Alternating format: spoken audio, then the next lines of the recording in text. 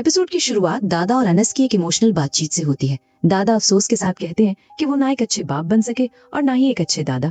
वो कहते हैं कि अनस के साथ इस घर में जो सलूक होता है उसे रोकने की उन्होंने बहुत कोशिश की, लेकिन हर बार नाकाम रहे। अब उन्हें सिर्फ इस बात की फिक्र है कि उनके बाद अनस का क्या होगा। उन्हें नहीं लगता कि वो अनस को उसका हक दिला पाएंगे, क्योंकि जब भी वो मुरसलीन से इस बारे में बात करते हैं तो वो गुस्से में आ जाता है। ये बात सुनकर अनस फौरन दादा को तसल्ली देता है। वो कहता है कि उसे किसी जायदाद या किसी हिस्से की जरूरत नहीं। वो कितनी ही बार दादा से कह चुका है कि उसे सिर्फ उनकी मोहब्बत चाहिए। दादा का साथ ही उसके लिए सब कुछ है। बात करते करते फूफो की नजर अनस की शर्ट पर पड़ती है। वो देखती है कि उसके बाजू भी फटे हुए हैं और कॉलर भी पुराना हो चुका है। फूफो परेशान होकर पूछती है कि क्या वो इसी हालत में यूनिवर्सिटी जाएगा। अनस मुस्कुराकर कहता है कि जल्दी में उसका ध्यान ही नहीं गया। अब यूनिवर्सिटी के लिए देर हो रही है, इसलिए वो कपड़े चेंज नहीं कर सकता। फूफो उसकी बात सुनकर उदास हो जाती है। फिर उसकी फूफो की नजर अनस के मोबाइल फोन पर पड़ती है। वो हैरानी से पूछती है कि ये फोन इतनी बुरी हालत में कैसे हो गया। फिर वो याद दिलाती है कि उन्होंने तो उसके लिए नया फोन भेजा था। अनस आराम से जवाब देता है कि वो फोन खराब हो गया था। फूफो फौरन पूछती है कि उसने उन्हें इस बारे में बताया क्यों नहीं। अनस सिर्फ इतना कहता है कि बताना था लेकिन याद नहीं रहा। अनस फूफो के हाथ का बना हुआ ऑमलेट खाता है और मुस्कुराकर कहता है कि फूफो, ये ऑमलेट बनाना मुझे भी सिखा दीजिए। मैं तो ऐसा कभी नहीं बना सकता। पता नहीं मैं रोज दादा को क्या क्या खिलाता रहता हूँ। दादा उसकी बात सुनकर मुस्कुरा देते हैं और दोनों के दरमियान कुछ देर के लिए माहौल अच्छा हो जाता है। दूसरी तरफ घर में एक छोटा बच्चा अपनी फुप्पो जान से बात करता है। वो बताता है कि उसने मोबाइल में उन्हें देखा था और उनके साथ दो गुंडे भी नजर आ रहे थे। बच्चे की मासूम बात सुनकर वो हंस देती है। बच्चा बड़े फख्र से कहता है कि जब वो बड़ा होगा तो पुलिस वाला बनेगा और आसमा भी बिल्कुल उन्हीं की तरह बनेगी। वो प्यार से जवाब देती है कि पुलिस की नौकरी इतनी आसान नहीं होती। फिर दुआ करती है कि आसमा को कभी उन जैसे मुश्किल हालात का सामना न करना पड़े। इसके बाद कहानी का रुख दोबारा बदलता है। अंसा घर से निकलने की तैयारी कर रही होती है कि अचानक उसकी भाभी उसका बैग पकड़ लेती है। वो बैग खोलकर देखना शुरू कर देती है और पूछती है कि इसमें आखिर क्या छुपा कर रखा है। अंसा फौरन जवाब देती है कि अगर देखना है तो देख लीजिए। बैग खोलते ही एक वॉलेट निकलता है। वॉलेट देखकर भाभी हैरान रह जाती है और पूछती है कि ये किस मर्द का वॉलेट है। वो आरिफ से भी कहती है कि अंसा से इस बारे में पूछा जाए, लेकिन आरिफ बात को वहीं खत्म करना चाहते हैं। वो कहते हैं कि उन्हें अंसा के सामान से कोई लेना देना नहीं, मगर भाभी का गुस्सा कम नहीं होता। वो कहती है कि अगर कल को अंसा की वजह से कोई नई मुसीबत खड़ी हो गई तो बदनामी पूरे घर की होगी। आरिफ थक कर सिर्फ इतना कहते हैं कि जो कुछ होना था वो पहले ही हो चुका है, अब उन्हें सोचने दिया जाए। इधर यूनिवर्सिटी में अंसा की मुलाकात अनस से होती है। वो उसके पास आकर एक नया वॉलेट निकालती है और कहती है कि ये उसके लिए लाई है। अनस हैरानी से वॉलेट देखता है और पूछता है कि ये किस लिए। अंसा मुस्कुराकर बताती है कि उसका पुराना वॉलेट इतना पुराना और फटा हुआ था कि उसे देखकर ही उसने ये नया वॉलेट खरीद लिया। वो कहती है कि उसने रास्ते से सिर्फ 800 रुपए में लिया है और इसमें अनस का नाम भी लिखवाया है। अंसा की जिद के बावजूद अनस वॉलेट लेने से इनकार कर देता है। वो कहता है कि उसे इसकी जरूरत नहीं और अंसा ये पैसे अपनी फीस पर खर्च करे। लेकिन अंसा मुस्कुराकर कहती है कि फीस अपनी जगह है और ये तोहफा अपनी जगह। वो मजाक में कहती है कि अगर वॉलेट पर नाम में एक और आ लिखवा दिया जाए तो अंसा भी बन जाएगा। दोनों की ये हल्का फुल्का नोकझोंक उन्हें खूबसूरत रिश्ते को और भी प्यारा बना देती है। इसी वक्त यूनिवर्सिटी के ग्राउंड में शायान और उसका दोस्त अपनी हार और बेइज्जती का गुस्सा निकालते नजर आते हैं। वो उस एक्सीडेंट वाले मामले को याद करते हुए एक दूसरे पर इल्जाम लगाने लगते हैं। उनका कहना होता है कि उन्होंने जख्मी इंसान को तड़पती हालत में छोड़ दिया और भाग गए, जिसकी वजह से आज सब लोग उन्हें बुरा भला कह रहे हैं। उसका दोस्त गुस्से में कहता है कि सबने उन्हें क्रिमिनल समझ लिया है, किसी को उनकी सफाई सुनने की जरूरत ही महसूस नहीं हुई। इसी बीच उनके कुछ क्लासमेट्स भी वहां आ जाते हैं। वो उन लड़कों को सख्त अल्फाज में सुनाते हैं और कहते हैं कि जिस तरह उन्होंने एक बेकसूर को फंसाया, उसके बाद उन्हें यूनिवर्सिटी में रहने का कोई हक नहीं।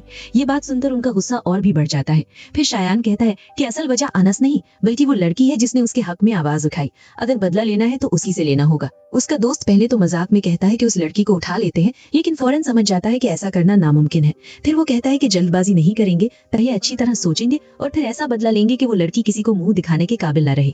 उनकी बातों से साफ लगने लगता है कि वो किसी खतरनाक प्लान की तैयारी कर रहे हैं। दूसरी तरफ शहरीन अपने अब्बू के पास बैठी होती है। वो एक्सीडेंट वाले केस के बारे में बात करती है और कहती है कि जिस फैमिली ने केस किया था उन्होंने अचानक केस वापस क्यों ले लिया। शहरीन के अब्बू उसे तसल्ली देते हैं कि अब इस मामले को लॉयर संभाल लेंगे और उन्हें बार बार उस फैमिली के पास जाने की जरूरत नहीं। लेकिन शहरीन फिर भी कहती है कि शायद उनसे दोबारा बात करनी चाहिए थी। उनके अब्बू साफ कह देते हैं कि अब इस मामले में और कुछ कहने की गुंजाइश नहीं रही। इधर घर में आरिफ और उसकी बीवी के दरमियान फिर से अंसा की जायदाद को लेकर बहस शुरू हो जाती है। आरिफ की बीवी गुस्से में कहती है कि अंसा 6 महीने का किराया लेकर चली गई है, अब पूरा साल गुजरने के बाद भी उन्हें आधा किराया ही मिलेगा। वो शिकायत करती है कि उसने बेटी के जहेज और घर के खर्चों के लिए कितने प्लान बना रखे थे, लेकिन सब खत्म हो गए। आरिफ कुछ देर तक खामोश रहता है। फिर वो कहता है कि सिर्फ बातें करने से कुछ हासिल नहीं होगा, अब कुछ करना पड़ेगा। ये कहकर आरिफ घर से निकल जाता है। उसके जाते ही कहानी का रुख दोबारा दादा की तरफ मुड़ता है। दादा नाश्ते की टेबल पर बैठे हुए अनस के बारे में सोच रहे होते हैं। वो दुखी लहजे में कहते हैं कि अनस का इस घर में जो हाल है वो देखकर उनका दिल टूट जाता है। वो याद करते हैं कि अनस रोज फटे हुए कपड़े और पुराने जूतों में इतनी बड़ी बड़ी यूनिवर्सिटी जाता है।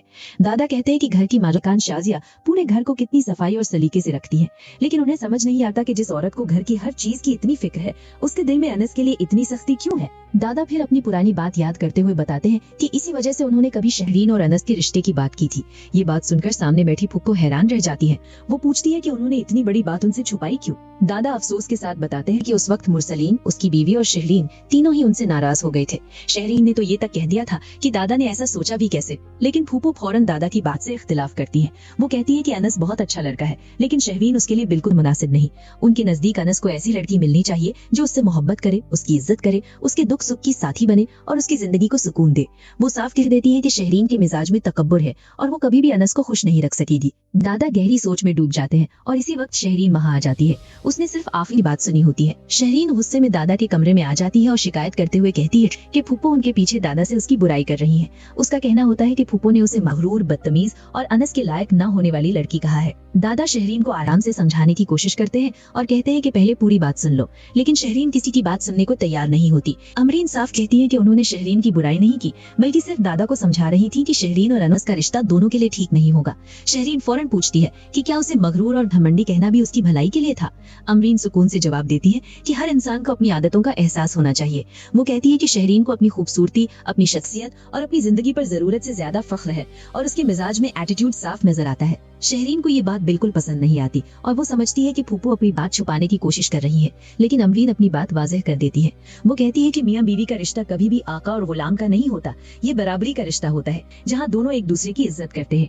अमरीन दादा की तरफ देखकर कहती है कि वो दोनों बच्चों से मोहब्बत करती है, इसीलिए वो चाहती है कि शहरीन की शादी उसकी पसंद और उसके मिजाज के मुताबिक हो, जबकि अनस को भी ऐसी लड़की मिले जो उसकी कद्र करे, उसकी हमदर्द बने और उसकी जिंदगी में सुकून लेकर आए। वो दादा से कहती है कि शहरीन तो आज भी अनस को अपने जूते की नोक पर रखती है। अगर कल को उन दोनों की शादी हो गई तो सबसे ज्यादा तकलीफ अनस को होगी और वो ये मंजर कभी नहीं देखना चाहती। शहरीन चुप हो जाती है, लेकिन उसके चेहरे से साफ नजर आ रहा होता है कि उसके दिल में अनस के लिए नफरत पहले से भी ज्यादा बढ़ चुकी है। सीन बदलता है और यूनिवर्सिटी में लेक्चर चल रहा होता है। क्लास खत्म होने के बाद एक स्टूडेंट अनस के हाथ में नया वॉलेट देख लेता है। वो वॉलेट उठाकर पूछता है कि ये इतना खूबसूरत वॉलेट कहाँ से बनवाया। दूसरा स्टूडेंट फौरन वॉलेट पर लिखा हुआ नाम पढ़ लेता है और कहता है कि इस पर तो अनस का नाम भी लिखा हुआ है।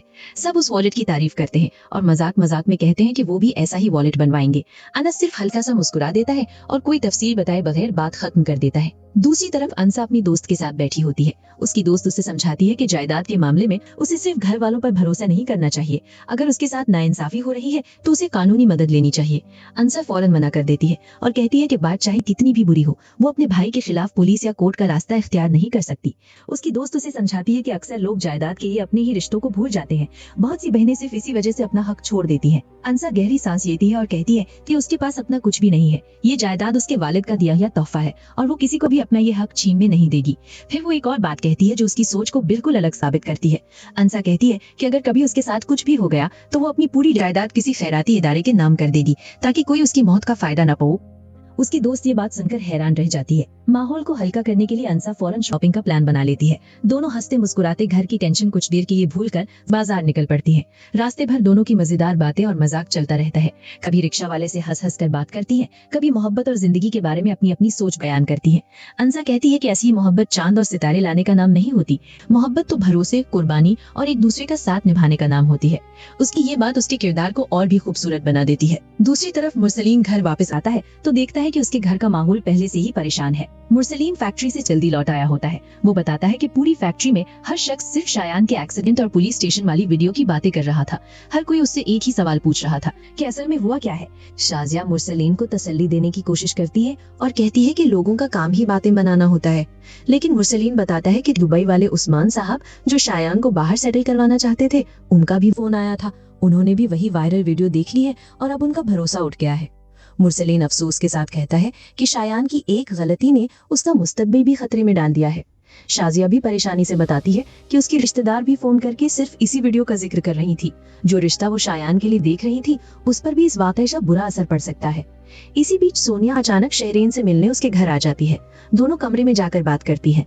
सोनिया बताती है कि यूनिवर्सिटी में हर तरफ सिर्फ एक ही बात हो रही है। सोशल मीडिया पर #Justice for Anas ट्रेंड कर रहा है और हर कोई अनस के हक में आवाज उठा रहा है। सोनिया कहती है कि उसने भी पोस्ट को लाइक किया और कमेंट करके लिखा कि अनस कभी किसी को जानबूझकर नुकसान नहीं पहुंचा सकता। ये सुनते ही शहरीन का चेहरा बदल जाता है। वो गुस्से में कहती है कि लोग बगैर सच जाने सिर्फ अफवाहों पर यकीन कर रहे हैं। सोनिया उसे याद दिलाती है कि अगर अनस के दोस्त उसके लिए खड़े ना होते तो शायद आज भी वो मुसीबत में होता। वो कहती है कि अनस वाकई खुशनसीब है कि उसके दोस्त उसका साथ देने वाले निकले। शहरीन को सोनिया की ये बात बिल्कुल पसंद नहीं आती। वो बात को वहीं खत्म कर देती है। उधर घर में आरिफ और उसकी बीवी फिर से जायदाद के मसले पर बात कर रहे होते हैं। आरिफ बताता है कि उसने वकील से बात की है और कानून के मुताबिक अनसा का हक कोई छीन नहीं सकता। शादी के बाद भी उसका हिस्सा उसी का रहेगा और बाद में उसके बच्चों तक भी जाएगा। ये सुनते ही आरिफ की बीवी का गुस्सा और बढ़ जाता है। वो कहती है कि बेटियों को तालीम और जहेज देना अलग बात है, लेकिन जायदाद में इतना बड़ा हिस्सा देना उसकी समझ से बाहर है। आरिफ साफ अल्फाज में कहता है कि बेटियों का जायदाद में हिस्सा अल्लाह का हुक्म है और वो अपनी बेटी को उसका पूरा हक देगा, लेकिन उसकी बीवी फिर भी बात मानने को तैयार नहीं होती। वो बार बार कहती है कि कोई ना कोई रास्ता जरूर निकलेगा। इसी बहस के दौरान आरिफ एक ऐसी बात कह देता है जो सबको हिलाकर रख देती है। वो ठंडी सांस लेकर कहता है कि अगर अनसा मर जाए तो सब कुछ उसके पास आ सकता है। ये अल्फाज सुनकर उसकी बीवी भी कुछ लम्हों के लिए खामोश रह जाती है। दूसरी तरफ अनस यूनिवर्सिटी से घर वापस आता है। घर पहुंचते ही शहरीन उसका रास्ता रोक लेती है। वो तंज करते हुए कहती है कि लगता है रातों रात मशहूर हो गया है। अनस उसकी बात का कोई खास जवाब नहीं देता और सिर्फ खामोशी से खड़ा रहता है। शहरीन फिर उसे चुभते हुए अल्फाज कहती है कि दादा ने जो जिम्मेदारी उसे दी थी वो भी वो ठीक से निभा नहीं सका। अनस सुकून से जवाब देता है कि उसने सिर्फ वही किया जो उसे ठीक लगा। शहरीन उसकी बात को एटीट्यूड समझकर और भी गुस्से में आ जाती है। इतने में शायान भी वहां आ जाता है। वो देखता है कि शहरीन और अनस के दरमियान बहस हो रही है। शायान बिना कुछ सोचे अनस का कॉलर पकड़ लेता है और गुस्से में कहता है कि उसके दोस्तों ने सोशल मीडिया पर उसकी बदनामी करवाई है। सिर्फ इतना ही नहीं, एक लड़की भी उसके खिलाफ खड़ी हो गई जिसने पुलिस स्टेशन में उससे थप्पड़ तक मारा था। शायान बार बार पूछता है कि वो लड़की कौन है। अनस खामोश रहता है और उसका नाम बताने से इनकार कर देता है। शहरीन फौरन तंज करते हुए कहती है कि जरूर उस लड़की का अनस के साथ कोई चक्कर होगा, वरना वो उसके लिए इतना सब कुछ क्यों करती। शायान भी इसी बात को पकड़ लेता है और कहता है कि आजकल सोशल मीडिया पर वायरल होने का सबसे आसान तरीका यही है कि झूठी हमदर्दियां दिखाओ और मशहूर हो जाओ। दोनों मिलकर उस अनजान लड़की के किरदार पर सवाल उठाते रहते हैं, जबकि अनस उनकी किसी बात का जवाब नहीं देता। शायान गुस्से में अनस का कॉलर छोड़ देता है, लेकिन उसके दोस्त इस बेइज्जती को भूलने के लिए तैयार नहीं होते। सीन बदलता है और शायान का दोस्त साजिद को फोन करता है। वो गुस्से और खुशी के मिले जुले लहजे में कहता है कि उसके पास उस लड़की से बदला लेने का एक जबरदस्त प्लान आ गया है, बस वो जल्दी से घर पहुंच जाए, फिर वो सब कुछ बताएगा। यहीं पर एपिसोड 7 अपने सबसे खतरनाक मोड़ पर खत्म होता है। एक तरफ शायान और उसके दोस्त उस अनजान लड़की के खिलाफ साजिश रचने की तैयारी कर रहे हैं, जबकि दूसरी तरफ अनस को अभी तक इस बात का अंदाजा भी नहीं कि उसकी वजह से एक और तूफान उठने वाला है। आखिर शायान और उसके दोस्त किस साजिश की तैयारी कर रहे हैं? क्या वो उस लड़की को अपना नया निशाना बनाएंगे और अनस इस नए फितने का सामना कैसे करेगा? ये सब देखने को मिलेगा एपिसोड 8 में।